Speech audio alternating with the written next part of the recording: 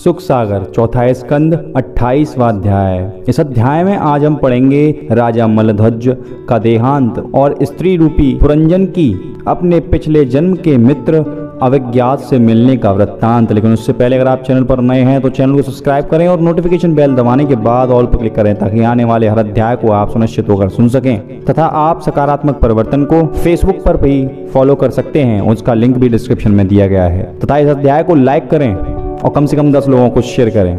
तो चलिए इस अध्याय को आरंभ करते हैं। देवर्षि नारद जी ने कहा, हे प्राचीन महर्षि, बहुत समय तक राज्य का उपभोग करने के बाद राजा मलध्वज अगस्त्य मुनि द्वारा ज्ञान प्राप्त करने के कारण माया मोह को त्याग कर अपने पुत्र को राज्याभिषेक करके स्वयं अपनी रानी के सहित वन में पहुंचकर श्री हरि का तप करने में लीन हो गया। वहां कुछ समय तक श्री हरि का भजन एवं ध्यान करने के बाद उसने अपना देह छोड़ा।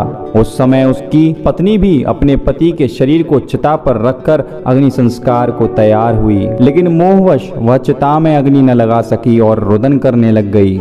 उसी क्षण उसके पिछले जन्म का मित्र अविज्ञात वहां आ उपस्थित हुआ। उसने पुरंजन को राजा मलध्वज की स्त्री के रूप में देखते ही पहचान लिया। तब उसने दया करके उस स्त्री रूपी पुरंजन से पूछा, तू इतना रुदन क्यों कर रही है? यह जो मरा पड़ा है यह तेरा क्या लगता था? तू मुझे पहचानती है या नहीं?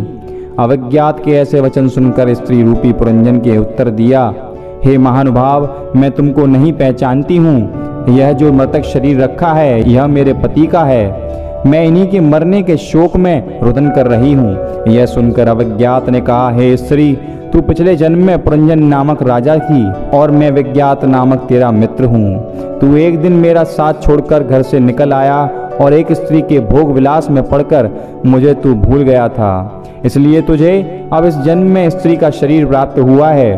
अब तुझे इस राजा मलध्वज के मरने का दुख छोड़कर अपने पूर्व शरीर पुरुष देह को पाने का प्रयत्न करना चाहिए। हम और तुम दोनों मनुष्य देह में मानसरोवर के किनारे निवास करने वाले हंस रूपी जीवात्मा एवं परमात्मा हैं। तू सांसारिक माया मोह में फंसकर भ्रष्ट हो गया है। यह जीव माया मोह के कारण ही 84 लाख योनियों में घूमता हुआ अनेकों तरह के देह पाता रहता है। मित्र अवज्ञान के ऐसे वचन सुनकर स्त्री रूपी पुरंजन ने अंतःकरण में ज्ञान प्रकट हुआ। तब उसने शोक को छोड़कर राजा मलध्वज के मृतक देह में अग्नि प्रवेश कर दिया और अविज्ञात के कथानुसार हरि भजन में लवलीन हो गया। समयानुसार देह त्यागने पर उसे फिर पुरुष देह प्राप्त हुआ और उसने पुनः अपने मित्र अविज्ञात से जाकर भेंट की।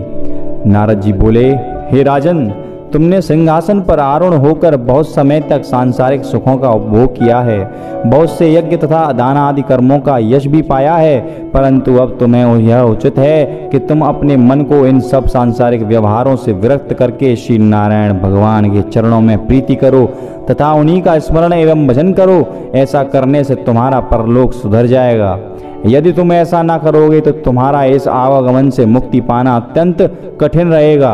साधु महात्माओं के सत्संग से अंतःकरण शुद्ध तथा निर्मल हो जाता है। दान तथा यज्ञ करने से संसारी लोग कुछ दिनों तक तो देवलोक के सुखों का उपयोग अवश्य प्राप्त कर लेते हैं, परंतु बाद में फिर उन्हें इसी संसार में जन्म लेकर कष्ट उठाना पड़ता है। परंतु जो लोग वैराग्य धारण करके केवल भक्ति का आश्रय लेते हैं उन्हें वैकुंठ लोक के अखंड सुख की प्राप्ति होती है।